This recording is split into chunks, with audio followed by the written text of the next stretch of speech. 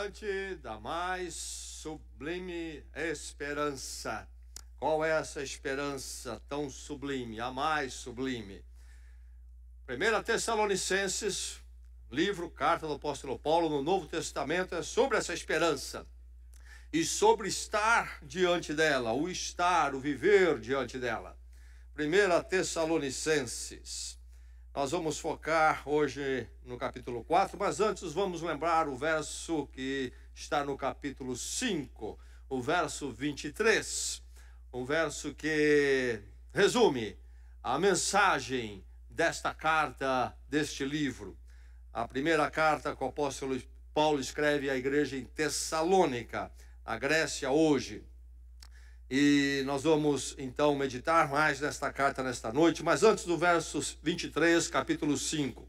Juntos, vamos ministrar essa porção da palavra uns aos outros. Que o próprio Deus da paz os santifique inteiramente, que todo o espírito, a alma e o corpo de vocês sejam preservados, irrepreensíveis, na vinda de nosso Senhor Jesus Cristo.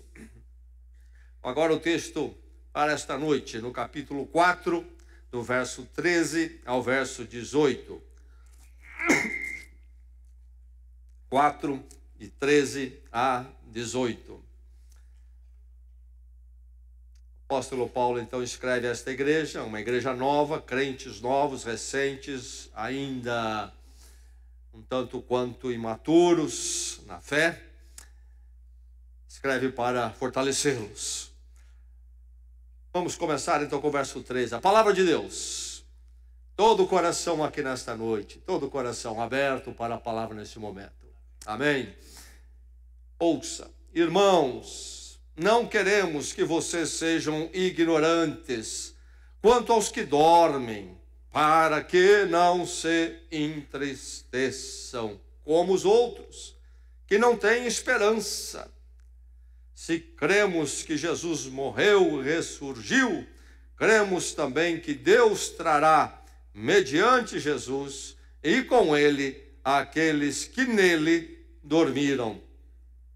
Dizemos a vocês, pela palavra do Senhor, que nós, os que estivermos vivos, os que ficarmos até a vinda do Senhor, certamente não precederemos os que dormem, pois, dada a ordem, com a voz do arcanjo e o ressoar da trombeta de Deus, o próprio Senhor descerá dos céus, e os mortos em Cristo ressuscitarão primeiro.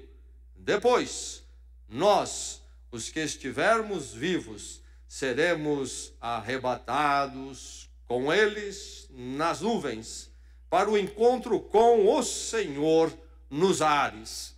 E assim estaremos com o Senhor para sempre. Consolem-se uns aos outros com essas palavras.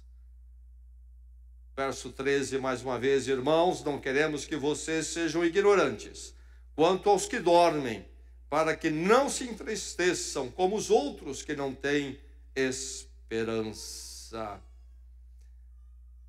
Verso 17, depois nós, os que estivermos vivos, seremos arrebatados com eles nas nuvens, para o encontro com o Senhor nos ares, e assim estaremos com o Senhor para sempre. Consolem-se, diz o verso 18, uns aos outros com essas palavras. Funeral, um assunto inconveniente. Procuramos até evitá-lo.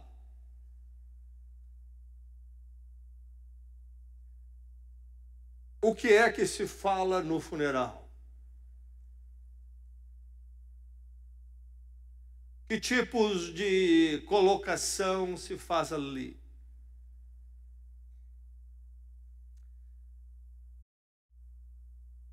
Um lugar onde o ser humano faz todo o esforço para encontrar algum nexo Porque finalmente ele depara com o fato da sua realidade, que depois de tudo dito e feito,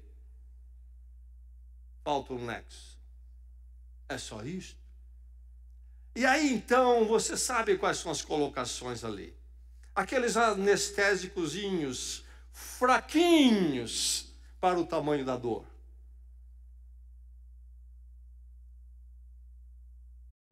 Isto é verdade em relação a nós crentes, talvez, mas isso é verdade com relação a todas as pessoas. É um fato que está diante de todos nós, e o funeral há de vir. É um componente da existência, e tudo mais que se chama existência tem que ver com ele, ou se ver com ele, se preferirmos.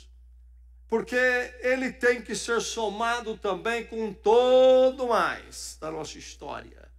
E ele tem aquele peso maior.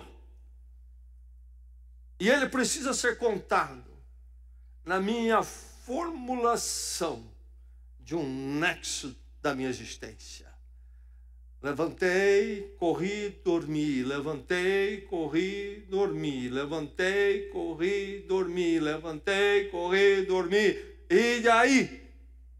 E aí? Vem o peso pesado, o funeral. Quando nós lemos esse texto, ele nos fala sobre que o nexo da esperança é essencial para o existir bem. É preciso encontrar o nexo da esperança. Isto é essencial, não é um luxo. Não é um acessóriozinho que eu adoto, que eu compro, que eu abraço, se gosto, e se não gosto, eu jogo fora. Eu preciso do nexo da esperança nesta saga do existir neste mundo.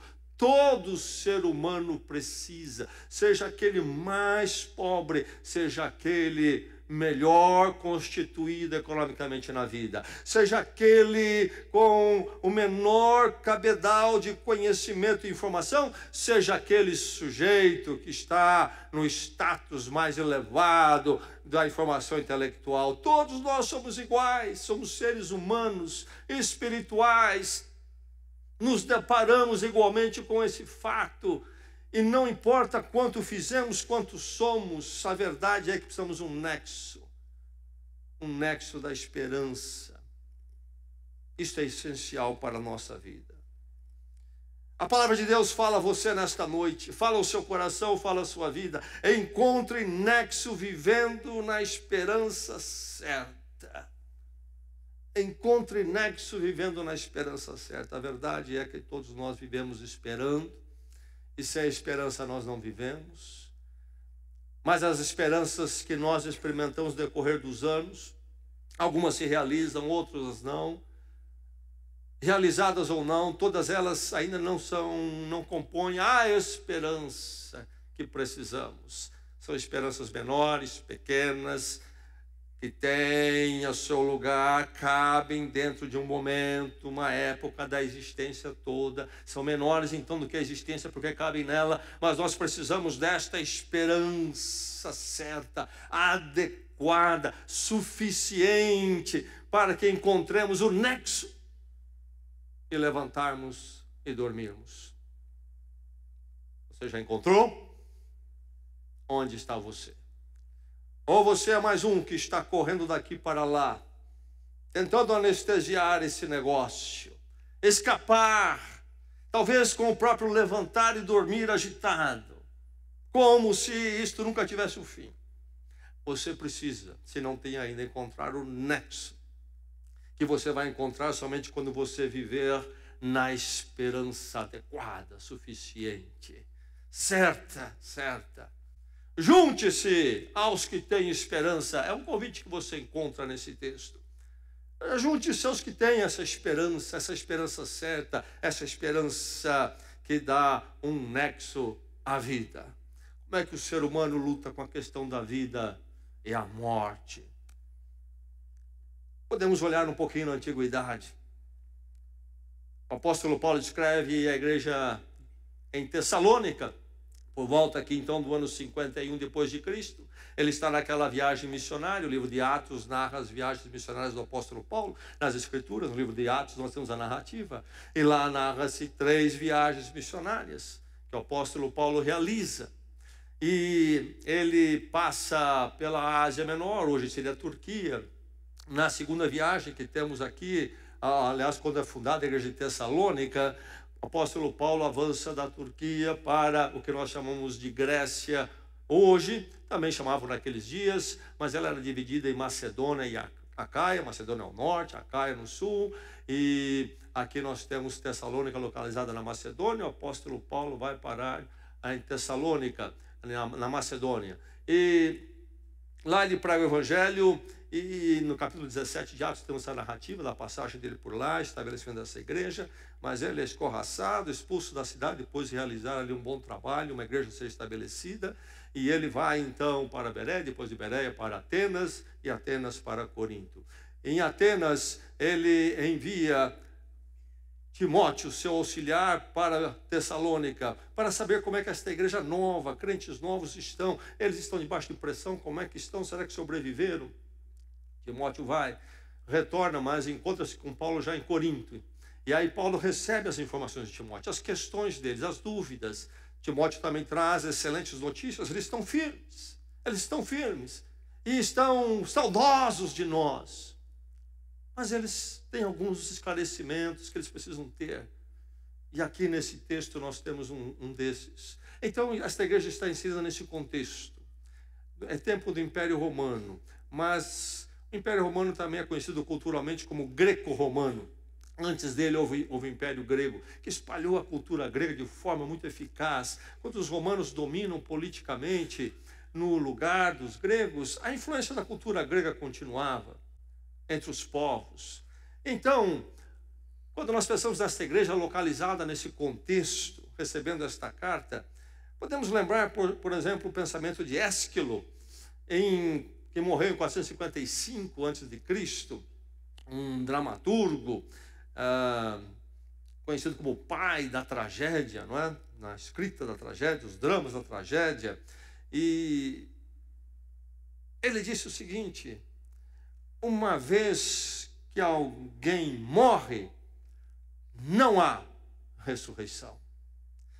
Um outro pensador, um poeta grego, Teócrito, falecido em 255 a.C., diz: há esperança para aqueles que estão vivos, mas aqueles que morreram estão sem esperança. Epicuro, filósofo, falecido em 270 a.C., o pensamento dele é conhecido como epicurismo. Ele tem uma colocação que expressa toda a sua filosofia, sua forma de ver a vida, o universo. Uma colocação dele que passou a ser usada naqueles dias e por muito tempo em muitas lápides de túmulos. E o que diz essa colocação de Epicuro, filósofo? Eu não era, eu vim a ser, eu não sou, eu não me importo. Simplesmente isso. Cátulo, poeta agora romano, 54 a.C., então já mais próximo agora desta carta, um pouco mais próximo. Ele escreveu poemas e um deles, o poema Vamos Viver, e ele coloca nesse poema o seguinte: nós, quando breve morrer a nossa luz, perpétua noite dormiremos sós. Entre os povos pagãos sem o conhecimento da palavra de Deus, havia entre alguns uma expectativa de vida após a morte. Mas, em geral, a expectativa era complicada e era comum entre os pensadores apresentar-se um outro lado: simplesmente não há o que esperar, além de se esperar o fim e a morte. E Epicuro, em particular, o epicurismo, vai tentar nos ajudar a aceitar essa inquietação para alcançar uma tranquilidade da alma, a ataraxia. seu estado ideal de vida, você não lutar com isso e poder ficar tranquilo em relação a esse negócio. Falei de pensar, citei pensadores antigos, mas o problema continua o mesmo, não é verdade? Alguns tendo alguma crença, alguma esperança num pós-morte, mas sem nenhum fundamento, e então levo isso mais ou menos, e depois aqueles que propõem de uma forma direta e fria que a vida não tem o que esperar após o final, enfim, não há um nexo nisto. E nós chegamos aos nossos dias com pensamentos como o do existencialismo, um sujeito que lá na década de 60 ou de 70 fez muito sucesso, Jean-Paul Sartre, falou que a nossa vida é como uma bolha sobre o mar do nada. Não há o que esperar. E a proposta dele toda foi tentar ensinar o ser humano a viver com o fato que não há o que esperar, nada, não temos certeza de nada, não há nada depois da morte. E a vida também, não há certeza de nada, e viva-se com isto, pelo simples passo de querer existir e tomar os passos da vida sem haver nenhum fundamento para se tomar em termos do que esperar. Enfim, o problema continua o mesmo. Na antiguidade era assim, os nossos irmãos em Tessalônica tinham que lidar com isto, e nós, nos nossos dias, continuamos com a mesma questão, o mesmo panorama. E aqui o convite da palavra de Deus, então, é que diante desses dois grupos, os que têm a esperança, encontraram a esperança adequada e certa que pode dar nexo à vida, e aqueles que não têm a esperança, você se ajunte aos que têm esperança. Não se entristeçam, diz ele, não se entristeçam, como os que não têm esperança, diz o apóstolo Paulo aqui. Eu quero que vocês não se entristeçam como aqueles que não têm esperança. Timóteo chegou para Paulo e passou pela informação. Está subentendido claramente nesta carta. A informação qual é? Eles estão com uma dificuldade. O apóstolo Paulo esteve lá e pregou a eles o evangelho completo. Não somente que Cristo veio e morreu por nossos pecados, mas que também ressuscitou e também voltará em poder e glória. Mas agora, depois que Paulo partiu dali, alguns irmãos, alguns que haviam crido na mensagem, parte da igreja haviam falecido. E esses crentes novos, com pouca informação, começaram a ter dúvidas sobre toda essa questão. Como é que fica a situação desses que morreram? Eles não vão estar vivos quando Cristo vem. A expectativa cristã é sempre da volta de Cristo. Nós vivemos com isto. Quando se dará, não sabemos. Mas, para eles, que não compreendiam que podia ser nos seus dias ou não, entendiam agora ser complicado. Eles não vão estar vivos, então eles não vão ser abençoados com a volta de Jesus Cristo. Quem sabe até a salvação, pensavam eles, depende de você estar vivo quando Jesus Cristo voltar. Você creu que ele morreu por você? Você creu na ressurreição dele? Então você tem que estar vivo esperando a volta dele. E ali eles estavam perturbados com estas coisas. E por isso o apóstolo Paulo escreve, então, esta carta. E ele diz para eles, vocês não devem se entristecer como os que não têm esperança. E aí estão os dois grupos.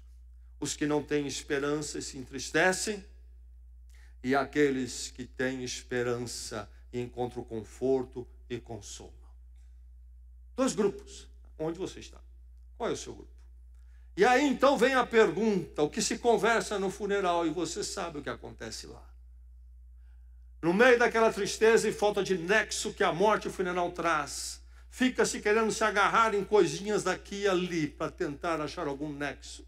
E pensam na família e pensam no que foi. Mas sabe, naquelas colocações todas, quem as faz está pensando em si mesmo, na verdade. Ele precisa se consolar, porque no morto ele vê a si mesmo o seu grande futuro. O seu maravilhoso futuro. Toda prepotência, arrogância humana, veja no que vai dar. Como é que fica a minha situação? Então ficamos dando aquelas palavrinhas, remendinhos do grande buraco. E aquela conversa mole de funeral, difícil de aguentar. sem nenhum fundamento, nenhuma razão. Os que não têm esperança. Você pertence a qual grupo? A qual grupo? Não sejam ignorantes quanto aos que dormem. O verbo dormir sempre foi uma palavra figurativa usada, um verbo figurativo usado para os que morrem, por causa do estado físico do corpo. Quando a pessoa morre, lembra o dormir. E, aliás, aqui há um verbo, não sejam ignorantes quanto aos que dormem. Um verbo na língua original, mas é interessante que a raiz desse verbo também é encontrado para formar um substantivo, para referir-se a um lugar dos que dormem, ou lugar de dormir, na língua grega, a língua original. E a palavra é koimiterion, de onde vem a nossa palavra cemitério. Então, essa palavra cemitério não é latina, é do latim, sim, mas que vem do grego. Lá nasce essa palavra, lugar de dormir. Quando você vai ao cemitério, é um lugar de dormir. Mas isso cabe somente, esta palavra cabe realmente somente para aqueles que têm esperança. Porque se for dormir for usada sem esperança, realmente é um grande pesadelo. O dormir não se aplica para aqueles que não têm esperança. Dormir, implicitamente, traz a ideia de que é possível acordar. Acordar. Não quero que vocês sejam ignorantes quanto aos que dormem. Há uma esperança. Há um divisor, então, entre esses dois grupos. A humanidade é composta de dois grupos. Os que têm esperança e os que não têm esperança. Os que vivem caem numa tristeza tremenda e precisam todo tempo de fuga anestésica para lidar com isto. E aqueles que têm o conforto real da esperança. Tem um nexo. Não ter esperança é sempre insuficiente. Comigo é o seguinte, eu acho que não há resposta. E estou em paz com isso. Não há como formular paz e não ter resposta. Porque não ter resposta nunca é resposta. A questão permanece. E se ela permanece, continua nos agonizando. É preciso ter a esperança. É preciso a resposta. Ou então é a dor, é a tristeza realmente, uma tristeza aguda. Há também a ilusão da negação. Faz-se de conta que não precisa de esperança, dessa esperança certa, final maior. Pode-se viver sem ela. Como? Escapes, iludindo-se daqui para lá. É preciso ter a esperança. Junte-se aos que têm esperança. Verifique que a sua vida é contada entre os que têm esperança, para que você encontre um nexo para a sua existência tão breve e passageira neste mundo. Mas isto requer bases, justificativa.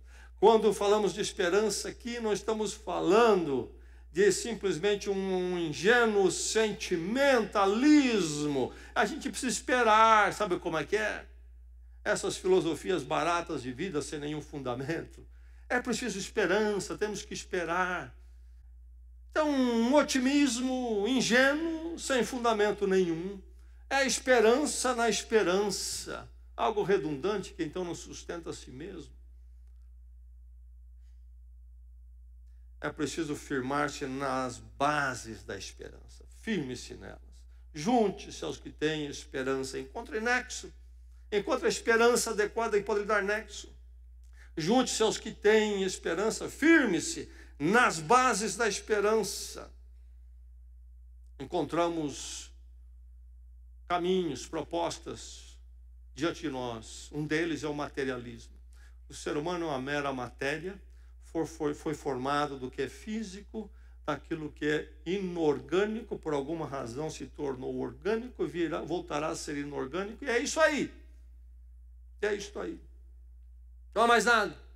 Não há nenhuma dimensão espiritual. Este é um fatalismo materialista. E aí fica difícil realmente se propor uma razão de viver e se explicar o ser humano. Não há nenhum conforto, há só tristeza nisto. Essa é a grande verdade. No pico da vida, de algum sucesso, o ser humano até arrogantemente confessa o materialismo, mas mais cedo ou mais tarde, ele vai ser achado pequeno demais e totalmente insuficiente para dar um nexo à vida. Há os caminhos espiritualistas, como reencarnação. A reencarnação infinda, você há de voltar e voltar até que você atinja estados superiores. Seja numa proposta hinduísta, budista, e no nosso Brasil, algo tão difundido por aqui, o espiritismo, e então um processo de evolução através de reencarnações, que não tem uma fórmula que fecha, e haverá de se vir e ir, e a sobrevivência é apenas espiritual, mas nós somos corpo também, e aquilo que anunciam é algo sem base histórica. Por exemplo, Buda diz que um dia ele foi iluminado. Siddhartha Gautama era o nome dele.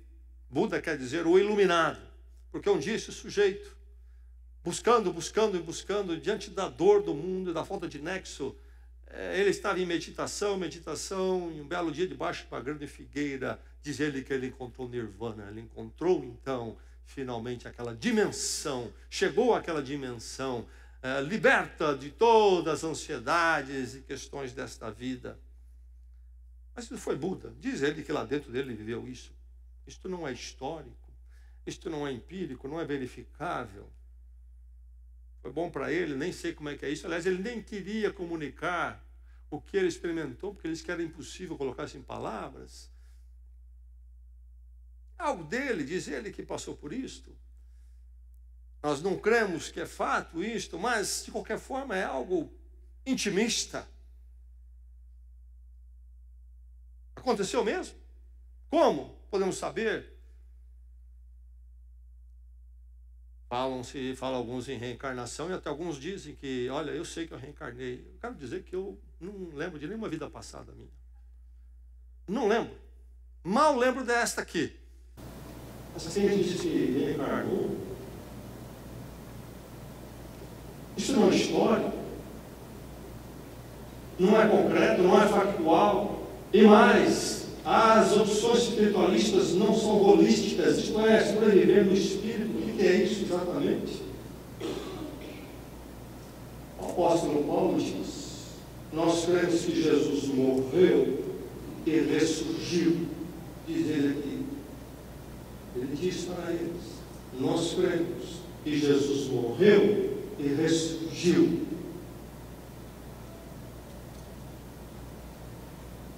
Ele está falando de fatos históricos que você pode examinar e tem sido examinado. Creio que poucos fatos foram tão examinados e é tão examinado nesses dias como a ressurreição de Cristo, como a morte de Cristo. É algo que você pode examinar, é concreto, é histórico, é real. E então você pode saber, é isto e aconteceu, então eu posso crer que pode acontecer e posso colocar em vida nisso também. Jesus não morreu num lugarzinho escondido que ninguém viu. E nem ressuscitou num lugarzinho escondido que ninguém viu também. Jesus não ressuscitou em espírito. Diz as Escrituras e narra passo a passo que um corpo foi colocado numa cruz. Mas o corpo tem uma história primeiro de nós, de ensino e realizações únicas. Ele um dia concreto, numa hora concreta, numa cruz concreta, pelas mãos, instrumentos de pessoas concretas, ele foi colocado numa cruz. Ele foi também colocado por pessoas num túmulo concreto, real, histórico. E de lá o seu corpo saiu e rompeu com aquela situação. A esperança. Jesus morreu e ressurgiu. E é interessante que o verbo dormir, essa forma figurada sobre a morte, é usada para os crentes mortos. Mas quando se fala de Jesus, ele não fala que Jesus dormiu, ele diz que Jesus morreu. Porque Jesus tomou o nosso lugar da condenação eterna. E então, quando ele vai à morte, ele vai à morte mesmo, negra e cruel. Ele morre a morte de um condenado, aquele que não tem direito a nenhuma esperança diante de Deus. Então, ele prefere não dizer que Jesus dormiu, mas ele morreu, para que nós, que devemos de morrer, possamos dormir, porque em Cristo haveremos de ressurgir. Jesus morreu e ressurgiu. Nós temos esperança, nossa segurança histórica.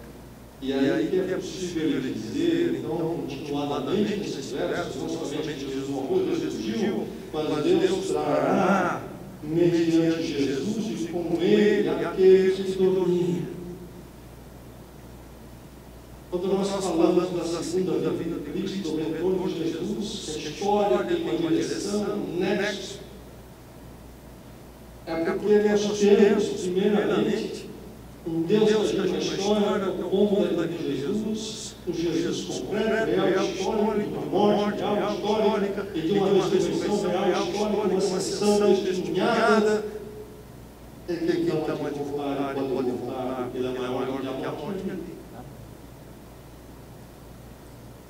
A nossa esperança tem base, tem justificativa. Nós não cremos no ar, nós não cremos em historinhas, nós não cremos em imaginações abstratas espiritualistas. Cremos em verdades que transcendem essa realidade finita, sim, mas que agem e acontece nessa realidade finita onde nós estamos, a qual pertencemos, e através do qual podemos saber então alguma coisa. Deus chega perto de nós, para que chegando pudéssemos conhecer, e conhecendo pudéssemos anunciar por aquilo que transcende essa pequeneza da nossa existência. Firme-se nas bases da esperança. Encontre nexo, você tem nexo na sua vida. Nexo você vai encontrar somente quando você encontrar essa esperança certa, adequada e suficiente. Jesus volta em poder e glória. Ele virá outra vez. A proposta budista, por exemplo, muitos abraçam que a história é cíclica. A história é eterna, bem hoje nem as ciências, a física, a astrofísica não aceita mais isto, na verdade. Fala-se de um desgaste das coisas e tudo mais, do universo, há um limite. E também ouvimos de vez em quando que, quem sabe, um meteoro pode se chocar com a Terra e de repente tudo acabar. Então a perspectiva deixou de ser otimista no campo das ciências. No campo filosófico nos encontrar essa ideia de cíclico, tudo vai e vem, tudo vai e vem. Mas, segundo as Escrituras, a história é regida por Deus.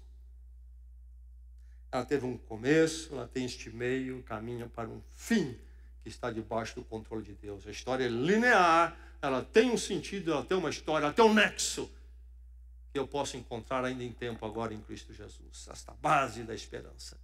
Firme-se nela, firme-se nela. Formule-se na esperança, então, magna. Formule a sua vida. Formule a sua existência, o seu levantar cada dia, o seu dormir, o passar dos seus anos. Não formule em cima de novela em novela. Não formule em cima de Copa de cada 4 anos, Copa do Mundo. Não formule nos campeonatos de futebol. Não formule nos pacotes econômicos que vão e vêm e virão muitos outros neste país. Formule a sua vida a esperança magna. Faça dela o dado que equaciona todas as questões e põe tudo no lugar, que dá sentido para o seu levantar, para o seu ir e vir, para o seu dormir, que pode lhe dar luz e direção quando a noite é muito escura, e também a alegria, que não é fugaz e passageira quando os bons momentos vierem.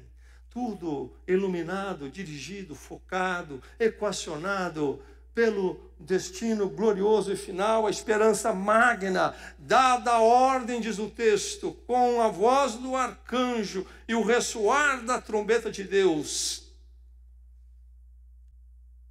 Aqui é uma série de linguagens figuradas. A verdade é que nós lemos nas Escrituras, nós sabemos que as coisas vão acontecer, temos uma noção através das figuras que vai acontecer, mas nós só vamos entender tudo isso quando realmente aquele dia chegar. Mas nós encontramos na palavra de Deus, então, estas figuras suficientes para que nós saibamos o que nós haveremos de ver um dia muito solene.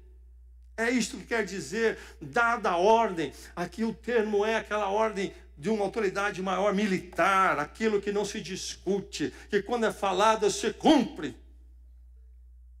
E a voz do arcanjo, e o ressoar da trombeta. A trombeta sempre esta ideia, esta figura na palavra de Deus, e quando Deus faz aquilo que Ele quer fazer. Esta solenidade decretada, e mais, dada a ordem, é algo muito audível. De alguma forma quer dizer, tudo isso, meu irmão, não vai ser num cantinho. É visível. É real, e todos nós haveremos de ver. Aliás, a palavra de Deus diz que todo olho verá. E aí ele diz para o encontro, no verso 17, para esse encontro, grande encontro. Aqueles que dormiram, eles primeiros com o Senhor. Então a alma está dormindo? Não, a palavra de Deus é muito clara, que a alma não entra em sono nenhum. O apóstolo Paulo diz em Filipenses, por exemplo, 1:23, eu prefiro partir e estar com Cristo, isto é, imediatamente. Diante das lutas da vida, eu prefiro partir e estar com Cristo. Ele diz porque é muito melhor. 2 Coríntios 5, ele fala novamente sobre isso, sobre partir e estar com Cristo. Quando Jesus Cristo conversa com aquele condenado crucificado ao lado dele, e ele apela para Jesus naquele último momento, clamando por graça, lembra-te de mim, quando entrares no teu reino. Jesus responde, hoje você estará comigo no paraíso. A verdade é que os mortos não estão dormindo, estão com o Senhor, alma e espírito. Mas há o momento quando então teremos, 1 Coríntios capítulo 15, nós teremos o corpo glorificado. Aquilo que é mortal se revestir, diz o apóstolo Paulo, da imortalidade. Aquilo que é corruptível ser revestido da incorruptibilidade. Oh, que corpo glorioso! Não igual esse, o meu e o seu. Ontem eu estava fazendo uma tarefa de casa, pregando 2 botões numa calça. E eu estava ali na cama fazendo isso, meu neto do lado na cama, tentando entender. Comecei a lembrar de algo de décadas passadas. Quando eu estava na cama e minha mãe pregava botão. Aprendi com ela a pregar botão. 4 rapazes ela criou. E nada de nhenhenhê. Aprender a pregar botão também. Mas eu me lembro minha mãe sofrendo para pôr a linha na agulha. Minha mãe está com um mimimi. Por que ela não força o olho? É só forçar a gente ver o buraco. Nem coloca.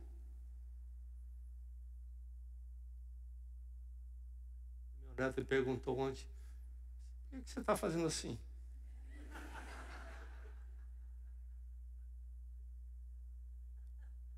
Fiquei esperando dizer para mim, por que você não força o olho? É fácil.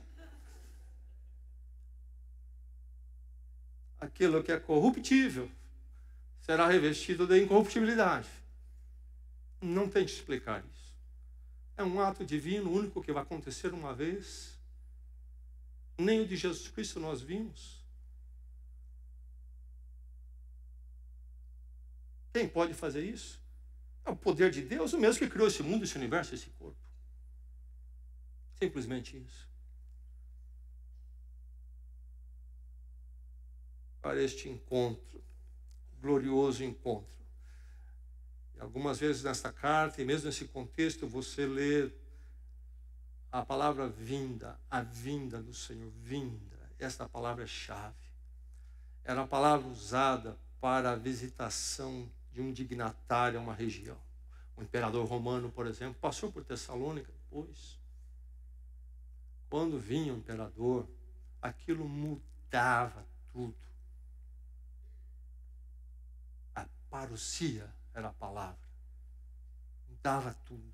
Não era só a vinda, a ideia de que ele vem, o dignatário vem, mas por onde ele passava, ele vinha com uma série de projetos. E alterava não só momentaneamente, mas geralmente alterava para depois muito lugar. E agora, dentro do contexto, Império Romano, usando essa palavra, o apóstolo Paulo, ou melhor, vai buscar essa palavra, esse termo da cultura e aplicar a Jesus Cristo, a vinda dele, a parousia. A vinda de alguém que transforma tudo, muda tudo, vem em poder, vem em glória, em solenidade. A vinda do Senhor. A vinda do Senhor. E ele fala o nosso encontro com ele. E aqui também o termo é importante, porque quando vinha o dignatário, a população, ou comissões, comitês, ou mesmo uma parada popular acontecia de encontrar o dignatário quando se aproximava da localidade, antes dele chegar, para então recebê-lo e trazê-lo. O nosso encontro então é este. Jesus vem como então o Rei da eternidade, o Senhor dos senhores, e nós vamos ser aqueles que vamos recebê-lo para o encontro. E nos ares é dito aqui. Nos ares, quer dizer que céu lá em cima, nós conhecemos astronomia, universo, não sei o quê, não tem nada lá. As Escrituras, os ares, as nuvens, é sempre o sinal da manifestação gloriosa de Deus. Uma metáfora também. Nós sabemos que a presença, a habitação de Deus, espiritual, transcendente, jamais pertence à geografia deste universo, porque Ele criou este universo. Ele está acima de tudo isto aqui. Mas é sempre a forma metafórica de falar da glória, da exaltação. Esta é a ideia dos ares. E que esperança maravilhosa é esta. Que esperança maravilhosa. Algumas vezes já me despedi de amigos de outras partes do mundo, irmãos em Cristo, com quem convivia às vezes 3, 4, 5 semanas, e na despedida era quase certo que não nos viríamos mais. Então dizíamos muitas vezes, então até qualquer dia em algum lugar, ou então com o Senhor no ar. Abençoada esperança. A mais sublime delas. Formule-se na esperança magna. E aí tem a ordem dos fatos. O próprio Senhor descerá dos céus. O próprio Senhor. Ele não vai mandar um representante. Não vai mandar uma comissão. Ele mesmo. Ele não vai mandar uma carta. Ele não vai mandar uma mensagem, não vai mandar um WhatsApp. Ele vai vir ele mesmo. Os mortos em Cristo ressuscitarão primeiro. O Espírito nas mãos do Senhor, vivos. Então, o corpo glorificado para esta fase final. Mas então, o Espírito nosso, a nossa alma está lá com Ele, aguardando esse tempo todo. Nós temos aqui metáforas e realidades que conhecemos um lado, não conhecemos o outro. Para começar, lembre-se o seguinte, que Deus e as almas não estão sujeitas a tempo. Isso é um problema nosso. Estamos dentro desta criação, deste universo que Deus fez. Deus e aqueles que estão com Ele, nossas almas, em Cristo, não estão dentro de tempo. Essa tortura do tempo é minha, é sua, essa realidade. O universo é composto, matéria, espaço, tempo. Coisas criadas, são coisas criadas por Deus, para esse momento da nossa habitação, mas não para a eternidade, não para a presença dEle. Ele está acima de tudo isto. A eternidade significa não mais tempo como nós conhecemos. E os mortos em Cristo ressuscitarão primeiro, o corpo glorificado, um corpo adequado para a eternidade. E depois nós que estamos vivos, e aqui desse depois quer dizer imediatamente, quase que junto, conjuntamente, Nós, os que estivermos vivos, seremos arrebatados com eles. Então não importa se a morte chega à minha vida antes da vinda de Cristo, ou se eu vou estar vivo quando Cristo voltar. A graça que alcançou a minha vida, alcançou a vida daqueles que já foram, e a graça que haverá de estar com aqueles que creram no momento em que Jesus voltar, estarão nessa crença, igualmente haveremos de encontrar com o Senhor nos ares nesse dia glorioso, esse dia glorioso. E diz, o próprio Senhor descerá dos céus, e diz que Deus dará ordem para que eles, então, mediante Jesus Cristo e com Cristo, diz o texto, essas duas coisas, mediante e com, porque morremos em Cristo, ou nós estamos vivos, nós estamos na mediação de Jesus Cristo. E então, com Cristo, nós haveremos de estar também com o Senhor, diz o texto, com o Senhor para sempre, para sempre. Irmãos que foram, e aqueles que estarão vivos quando Jesus voltar, não importa, todos na mesma graça e na mesma vitória. E todos, então, partirão para estar com o Senhor para sempre. Você sabe o que é isso? Você entende, você observa o peso para sempre. Para sempre.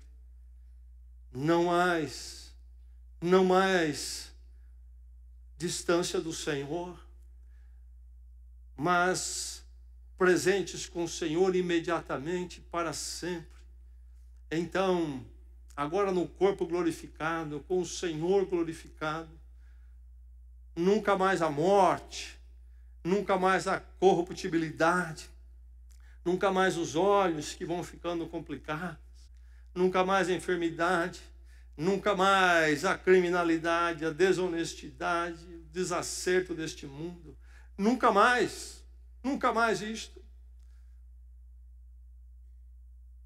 Sabemos que o mundo é complicado e precisamos de resposta. Está aí batendo forte em nossos dias as propostas socialistas, marxistas, o que ela diz no seu fundamento filosófico, claro que muitas pessoas participam, não têm a menor ideia, fala de uma utopia, de se aguardar no momento quando tudo vai ficar em ordem aqui nessa terra. Essa era a ideia, essa é a ideia dos livros. O ser humano carece disto, sabe que não dá para viver assim, não pode continuar assim. E aí busca suas soluções pelas suas próprias forças. Mas se há realmente a esperança no Senhor, e no Senhor para sempre. Grande esperança, o nexo que vem dessa esperança magna, essa esperança certa. Fomente o conforto dessa esperança, é a ordem do apóstolo Paulo. Consolem-se, diz ele aqui no verso 18. Consolem-se, um imperativo. É um dever que ele impõe sobre nós como crentes, precisamos ministrar uns aos outros a consolação. Quando nos encontramos, por exemplo, nesta noite, e ouvimos a palavra de Deus,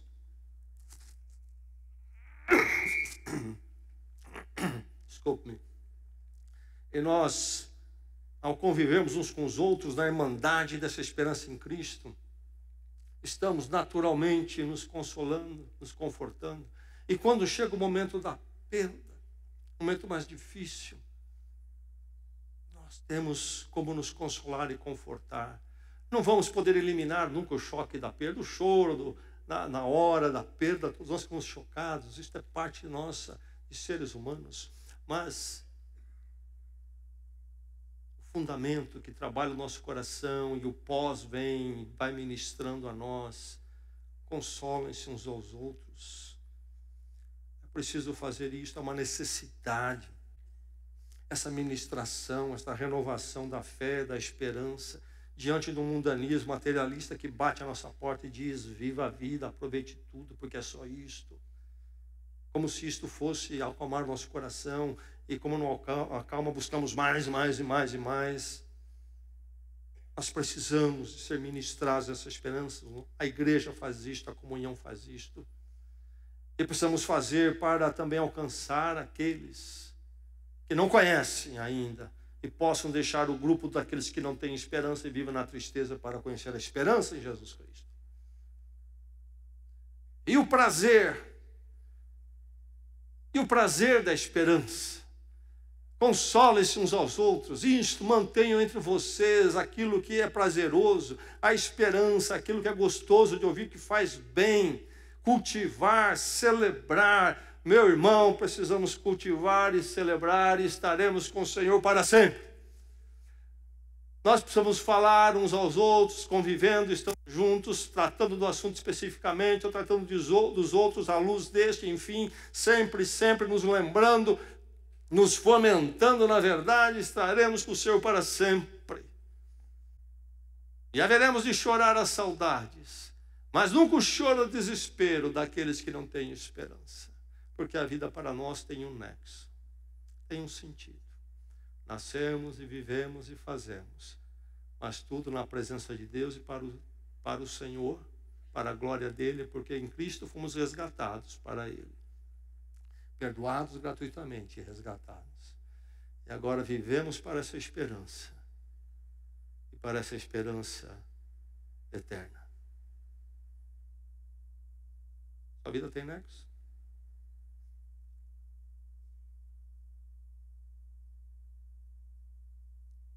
Vamos orar. Uma hora para você examinar o seu coração à luz da palavra. Onde está você em tudo isto?